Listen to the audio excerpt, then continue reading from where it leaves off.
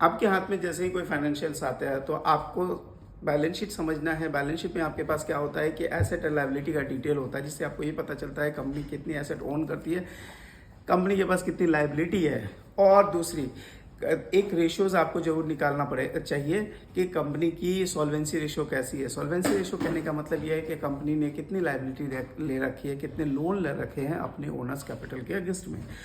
Company की current ratio निकालनी पड़ेगी, जिससे आपको ये पता चलेगा कंपनी की लिक्विडिटी कैसी है। दूसरा जो फाइनेंशियल स्टेटमेंट का पार्ट होता है, जिसमें हम लोग पीएनएल के बारे में पढ़ते हैं, यानी इनकम स्टेटमेंट कहते हैं। इनकम स्टेटमेंट क्या पता चलता है, कंपनी ने कितने पैसे कमाए हैं, कंपनी की परफॉर्मेंस पता चलती है। और सबसे इंपॉर्टेंट है, आप ये पता चलता है कंपनी का नेट प्रॉफिट कैसा है, कंपनी का ग्रॉस प्रॉफिट कैसा है, और कंपनी के कॉस्ट ऑफ गुड्स सोल्ड कितने के हो रहे हैं। तीसरी इंपॉर्टेंट जो है वो है आपको कैश फ्लो के बारे में। कैश फ्लो के बारे में समझने का मतलब ये है कि कैश फ्लो जो है वो 3 हेड्स पे बनते हैं, ऑपरेटिंग एक्टिविटी, इन्वेस्टिंग और फाइनेंसिंग एक्टिविटीज़ पे। तो ऑपरेटिंग एक्टिविटीज़ से आपको समझ में ये आता है कि कंपनी जो है ऑपरेशनली कितना अच्छा काम कर रही है। फिर फाइनेंसिंग से इन्वेस्टिंग से ये पता चलता है कंपनी ने कोई नए एसेट एक्वायर किए हैं, या कंपनी ने कोई नया डिसइन्वेस्टमेंट किया है, यानी अपने कोई एसेट बेचे हैं।